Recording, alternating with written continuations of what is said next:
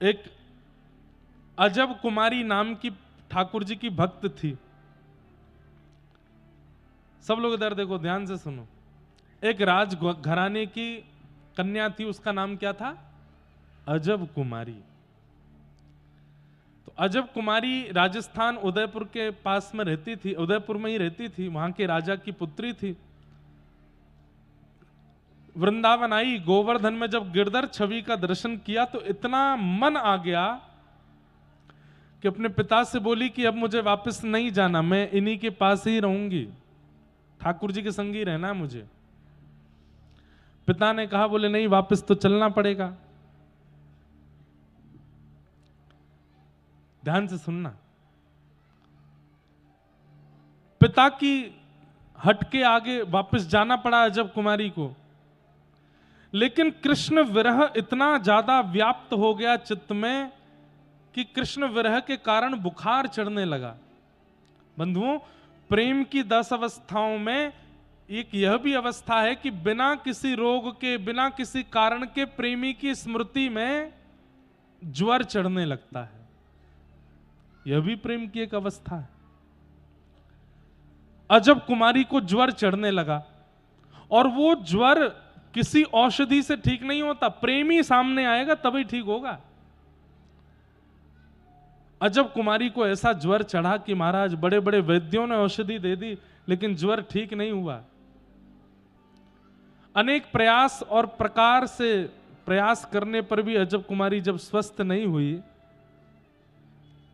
तब पिता ने कहा, बिटिया तू ठीक कैसे होगी? अजब कुमारी बोली, पिताजी मैं आपसे निवेदन कर रही हूं, मुझे ब्रज जाने दो, मैं ठाकुर जी को देख लूंगी, हो जाऊंगी ठीक। तो पिताजी ने बेटी को भेजा, लेकिन सैनिकों के साथ भेजा, और साथ भेज करके कहा कि जाओ, लेकिन इसको 3-4 दिन में वापस ले आना। अजब कुमारी वापस गई, 4 दिन के लिए गई। मंदिर में जाती, ठाकुर जी को देखती, ठीक तो हो गई, ठीक तो हो गई, लेकिन ठाकुर जी से कहने लगी, नाथ अब मुझे वापस नहीं जाना, अब मुझे आपके संग ही रहना है, आपके पास ही रहना है, आप कृपा करो। मंदिर में गोस्वामी जी से कहा कि मुझे कोई सेवा बता दो, मैं सेवा किया करूंगी। तो गोसाई जी ने सेवा दे दी। बोले कि देखो, मंदिर में सब सेवाएं तो होती हैं, रसोई घर की सेवा, श्रृंगार की सेवा, सब सेवाओं के लिए हमारे पास वैष्णव हैं, अब तुमको जो अच्छा लगे तुम सेवा कर लो। तो उसने कौन सी सेवा ली? राजभोग के समय उसने देखा ठाकुर जी के आगे चौसर रखी है, ठाकुर जी चौसर खेलते हैं। तो उसने गोसाई जी से कहा कि अगर मैं सामने दर्शनार्थियों के बीच में पाटे पर चौसर रख के ठाकुर जी के संग चौसर खेलूं तो? गोसाई जी बोले, हाँ बढ़िया, ये सेवा करो।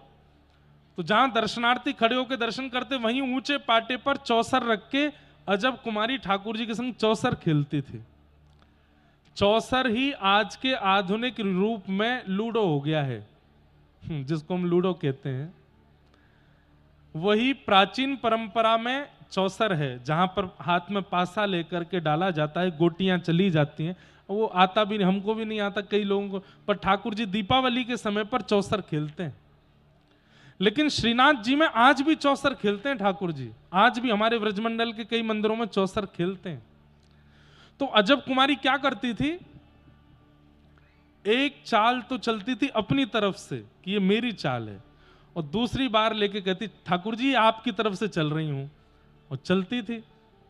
लेकिन अजब कुमारी इतनी निपुण थी कि उसको पता था कितनी बार रगड़ने पर सही अंक आएंगे। मतलब निपुण थी, इतनी जानकार थी कि उसको कोई हरा नहीं सकता। लेकिन 3 दिन तक वो क्या करती रही? स्वयं हारती थी, ठाकुर जी को जिता देती थी। और सारे लोग खड़े होकर के वहां देखते थे कि चौसर में ठाकुर जी की जीत होती है, ये हार जाती है। लेकिन आज चौथा दिन है, और राजा ने कहा था 4 दिन में वापस आ जाना। तो आज वो ठाकुर जी से कहती है, आज आप नहीं जीतोगे, आज तो मैं जीत के जाऊंगी। 3 दिन से ये जय जयकार हो रही है कि हमारो ठाकुर जीते, हमारो लाला विजय करे, आज सबको बता के जाऊंगी, आप नहीं जीतते, मैं जिताती हूं आपको। आज तो आप हारोगे और सबके सामने हारोगे, मैं चली जाऊंगी, मेरे पीछे से फिर ये सब आपको चिढ़ाएंगे कि देखो हार गए हो लाला, तेन हार गए हो। आज अजब कुमारी कमर कस के बैठी और ऐसे पासे डाले कि ठाकुर जी की गोटियां तो कट जावे और अजब कुमारी निकलती जावे, जीतती जावे।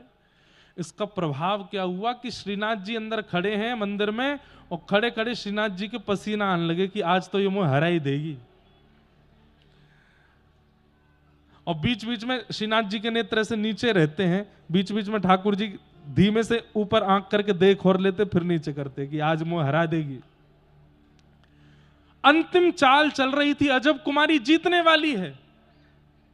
और पासा रगड़ते रगड़ते जैसे ही ठाकुर जी की ओर देखती है तो ठाकुर जी खड़े खड़े मानो उससे प्रार्थना करते हैं, ऐसा मत करे, जिता दे मुझे, तू देख मेरी भक्त ना है, मुझे जिता दे। अजब कुमारी बोली, ऐसे नहीं जिताऊंगी, कुछ चाहिए। बोले क्या? या तो मुझे यहां रख लो या मेरे साथ आप मेवाड़ चलो। ठाकुर जी बोले तू जो कहेगी सो करूंगा, लेकिन मुझे जिता के जा। अजब कुमारी ने ऐसा पासा चला महाराज, स्वयं हार गई, जीती हुई बाजी हार गई, ठाकुर जी को जिता दिया। और ठाकुर जी ने अजब कुमारी के इस प्रेम भाव को स्वीकार किया। बोले बता कहा चाहिए तो को? बोले अब ये चाहिए कि मेरे पिता मुझे यहां रहने नहीं दे रहे, आप मेवाड़ आओ। और अजब कुमारी के लिए श्रीनाथ जी गिरिराज जी से आज तक मेवाड़ में ही विराजमान है, मेवाड़ में बैठे हैं अजब कुमारी के लिए।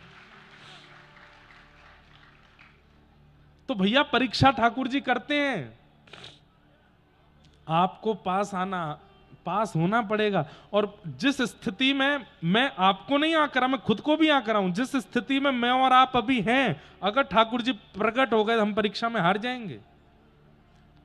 इसलिए अभी प्रार्थना करो भी मत कि आप प्रकट हो, पहले मैं निपुण हो जाऊं, पहले मैं पूरी तरह से बिल्कुल हो जाऊं कि आपके हर भैया ज्ञान के रूप में उनके प्रश्नों का जवाब नहीं दे पाओगे, प्रेमी बनना पड़ेगा, तभी ठाकुर जी के प्रश्नों का उत्तर मिलेगा।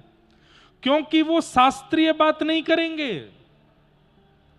ठाकुर जी प्रकट होकर के प्रेमी बात करेंगे और उसमें कोई प्रेमी ही आगे निकल सकता है।